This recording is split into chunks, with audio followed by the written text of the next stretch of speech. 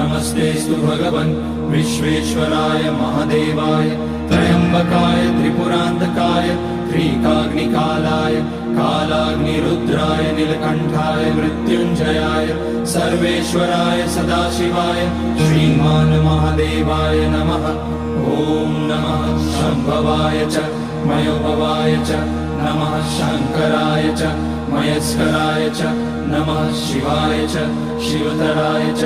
ॐ त्र्यम्बकं यजामहे सुगन्धिं पुष्टिवर्धनम् उर्वारुकमिव बन्धनान् मृत्योर्मुक्ष्यमामृतात्। नागेन्द्रहाराय त्रिलोचनाय भस्माङ्गराय महेश्वराय नित्याय शुद्धाय दिगम्बराय तस्मै नकाराय नमः शिवाय।